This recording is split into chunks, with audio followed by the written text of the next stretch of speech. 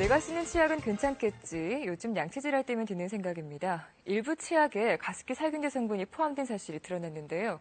분명 사용해서는 안 되는 성분이라고 규정을 해놓고 이제는 함유량이 적어서 괜찮다고 합니다. 소비자들이 혼란스럽습니다. 우리가 매일 사용하는 제품 가운데 가습기 살균제 성분이 들어간 제품도 어떤 것들이 있는지, 안심하고 써도 괜찮은지 알아보겠습니다. 식품의약품안전처 유무영 사장과 함께 자세히 짚어봅니다. 안녕하세요. 네, 안녕하십니까. 네. 가습기 살균제 성분 물질이 들어간 제품에 대해서 회수 조치가 내려졌는데 네, 얼마나 그렇습니다. 많은 제품이 포함이 되나요? 네, 그렇습니다. 그러니까 이번에 저희들이 회수했던 제품은 일단 치약 11종류, 추가적으로 한 종이 더 늘어서 12종류가 됐습니다만, 네. 12종류의 치약 부분이 지금 회수가 되고요. 그 밖에 이제 저희들 식약처가 관장하고 있는 품목이 271품목이었는데, 그 품목들은, 나머지 품목들은 지금 쓸 수 있는 제품군이어서 현재 문제가 없는 것으로 이렇게 확인된 상황입니다. 네. 문제가 없다고 말씀하시는 네. 근거는 유럽연합에서도 그렇고 15ppm까지는 허용을 하는데 이 치약에 들어간 함유량은 매우 극미량이다. 그러니까 한 0.002ppm, 0.0044ppm 이 정도인가요? 뭐 엄밀하게 얘기 드리면 그 문제가 없어서 뭐 안전하다 이렇게 얘기하는 취지보다는요. 그러니까 치약에는 현재 정부가 3종류의 보존제만을 쓰게 한 이런 상황입니다. 네. 그 얘기는 3종류 위에는 다른 보존제는 다 쓰지 마라. 이렇게 돼서 이제 뭐 이 상황이 CMIT라든지 MIT 같은 경우는 그 3종류에 안 들어있는 보존제이기 때문에 저희들이 기준이 위반이 돼서 회수가 되는 이런 상황입니다. 그래서 뭐 양의 문제를 떠나서 이 CMIT, MIT 같은 경우는 유럽도 뭐 쓰고 있고요. 미국은 네. 아예 양의 규제 없이 자유롭게 쓰고 있고요. 일본은 뭐 0.1%니까 1000ppm까지 쓰고 있고 이렇게 지금 현재 쓰고 있는 상황입니다. 네, 그러니까 이제 뭐 유해성 문제를 떠나서 규정 때문에 회수를 한다. 그렇습니다. 다른 이유는 없는 것이다. 네. 인체에 무해하다는 것을 우리가 어떻게 받아들여야 될까요? 그러니까 인체에 흡수하는 방식이 다른 겁니까? 가습기 살균제의 경우와는? 네, 뭐 가습기 살균제 같은 경우는 이제 호흡기로 들어가는 형식에서 부작용이 나타나는 그런 형태를 보이고 있고요. 이제 치약 같은 것들은 결국은 혹시 이제 뭐 먹게 된다든지 이런 일이 벌어지더라도 위를 통해서 들어가는 어떻게 보면 흡수 경로가 전혀 다른 형태고요. 이 위해성에 대해서는 현재까지 알려진 건 09년도에 유럽에서 평가가 있었고 뭐 발암성 문제라든지 생식 독성 문제라든지 뭐 기타 어떤 다른 독성 문제는 없었고 네.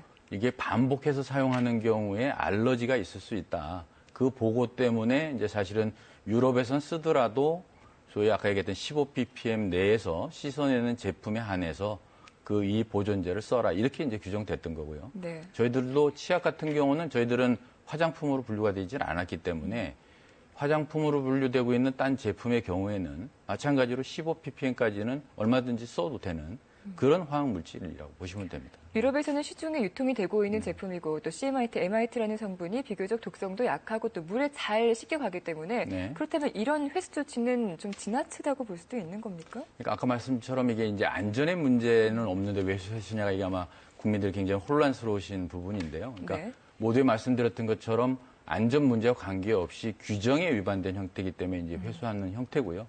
굳이 안전 문제에 대해서 문제가 있느냐 없냐고 얘기를 드리면 말씀드린 것처럼 안전에 지금 문제가 없다고 지금 판단하고 있습니다. 네. 그럼에도 불구하고 불안해하실 수 있는 소비자들을 위해서 좀 하나하나 궁금증을 풀어가 보겠습니다. 유럽 기준보다 한참 낮은 함량이지만 분명히 포함되어 있는 성분인데 입에 들어가는 거잖아요. 네네. 정말 안전하다고 볼 수 있을까요? 아까 얘기했던 09년도 유럽에서 평가할 때 그 구강의 점막에서의 부작용 문제도 같이 검토가 됐었고요. 네. 그 검토에서도 문제가 없다고 판단이 됐습니다. 그러니까 그 15ppm이라고 얘기했던 부분이 전부 소위 어떻게 보면 위 속으로 들어가는 그런 형태가 되더라도 안전한 수치다. 이렇게 그 당시에 그 평가가 됐던 사안입니다. 네. 그렇다면 또 이쯤에서 궁금해지는 것은 같은 CMIT, MIT 성분인데 유럽에서는 괜찮다고 하고 우리나라에서는 사용이 금지됐던 이유가 무엇인지 궁금하거든요. 그러니까 말씀드렸던 것처럼 금지라기보다는 저희들은 쓸 수 있는 것만 정해놓다 보니까 그 3종류 외에는 쓸 수 없었던 상황이 됐던 거고요. 만약에 이제 뭐 그 부분을 저희들이 더 넓혀서 치약에 쓰는 보존제를 뭐 10종으로 만들어서 하자. 만약에 이렇게 의사결정을 했었다면 뭐 얼마든지 들어와서 외국처럼 저희들도 쓸 수 있는 성분이 될 수 있었겠죠. 앞으로 바뀔 가능성이 있는 문제죠. 저희들은 지금 3종만으로도 충분히 보존제 역할을 치약에서 하니까 가뜩이나 요새 이렇게 생활화학 제품의 어떤 성분들이 우려가 많으신 상태에서 충분한 3종만 가지고도 운영할 수 있는데 더 늘려서 하는 문제는 따로 고려하고 있지 않습니다. 하지만 소비자 입장에서는 네. 뭐 안전성에 문제가 없다고 하더라도 소량이라 안전하다. 그렇다면 왜 금지를 했느냐. 이제 이런 거에 대해서 설득력이 떨어진다고 판단을 하실 수가 네, 있는 네, 부분인 네, 것이죠. 네. 자, CMIT, MIT라는 이 화학 성분이 다름 아닌 가습기 살균제에 들어갔던 물질과 같기 때문에 그 어떤 문제가 있어서도 안 되는, 용납할 수 없는 상황이거든요. 같은 성분이라면은 폐 손상을 일으킬 가능성이 전혀 없다고 볼 수 있을까요? 그래서 이제 말씀드리자면은 이제 뭐 가습기 성분이기 때문에 지금 국민들이 굉장히 우려를 하시는 거지 않습니까? 네. 근데 이제 통상 저희들이 말하는 이제 위험의 크기라는 그 리스크는 실질적으로 그 성분 자체의 어떤 유해성, 그 단독 자체의 문제가 아니고 노출되는 양이라든지 실질적인 어떤 노출 빈도라든지 이런 것들이 이제 포함이 돼서 위해를 결정하게 되는데 아까 우리 말씀하신 것처럼 지금 노출된 양은 우리 가습기 살균제 양의 10,000분의 1 정도의 수준의 지금 양이거든요. 네. 그러니까 양 측면에서도 그렇고 또 아까 얘기했던 이것이 들어가는 경로, 흡입 경로라든지 이런 경로에서도 차이가 있어서 저희로서는 이 부분은 뭐 그런 위해성은 없다고 이렇게 판단하고 있습니다. 그럼 일상생활에서 양치질을 할 때 은연중에 우리 아이들 같은 경우에는 서투니까는 삼키기도 하고 또 하루 3번 양치질을 하면서 좀 들어가는 양이 있을 텐데 누적이 되어도 전혀 상관없을 정도의 극미량이라는 거죠? 네, 그렇습니다. 그러니까 지금 저희들이 기준이 이제 만약에 이 이유처럼 있었다면 15ppm이 되지 않습니까? 네. 근데 이제 요번에 지금 있는 함량이 최대 함량이 0.0044ppm이니까 사실은 3,800배가 돼야 저희들이 안전하다고 얘기하는 15ppm을 넘는 형식이 되니까 말하자면 3,800번을 다 먹으면 딱 15ppm에 해당하는 그런 수치에 다다라는 그런 상황입니다. 그러니까 양치질을 하다가 한두 번 삼켰다고 해서 전혀 인체에 그렇습니다. 해가 네. 되지 않는다라는 네, 네. 말씀이시군요. 네. 하지만 분명히 치약이 들어가면 안 된다고 규정이 되어 있었는데 왜 유독 아모레퍼시픽 제품의 치약에만 이 성분이 네. 들어가 있었던 건지 규정이 됐나요? 글쎄, 저희들 생각에는 아무리 퍼시픽 쪽은 이제 본인이 이제 뭐 자진 회수 형태를 밝혔고요. 저희들이 현재 하고 있는 거는 아모레 퍼시픽에 공급했던 원료 회사가 미원상사라는 곳인데요. 네. 거기서 아마 여러 군데 이제 지금 공급을 했던 걸로 지금 파악하고 있고 저희들이 지금 추가 확인 중에 있습니다. 그러니까 이제 그 원료를 공급받은 회사가 다른 곳이 있다면 아직도 뭐 그 가능성은 없다고 할 수 없어서 저희들이 조속한 시일 내에 전부 치약 제조업체 전체가 66개소, 68개소인데요. 네. 2개는 이미 이제 조사가 끝이 났고 나머지 66개소에 대해서도 저희들이 지금 전수조사를 하루 이틀 내에 다 하려고 지금 계획 중에 있습니다. 네, 그런데 의약 외품인 치약을 유통하기 위해서는 이 성분을 다 식약처에 알려야 하는 거잖아요. 그렇습니다. 네, 네. 알려지지 않았던 건가요? 저희들한테는 이제 신청할 때 뭐 A란 성분입니다. 이렇게 이제 신청을 하면 제품을 만들 때 A를 써라 이제 이렇게 되는 구조거든요. 근데 이제 요번에 됐던 제품은 A가 아니고 A에다가 조그마한 것들이 성분이 더 섞여 있는 형태의 혼합물이요? 원료를 네. 혼합물이 공급이 된 거죠. 네. 그러다 보니까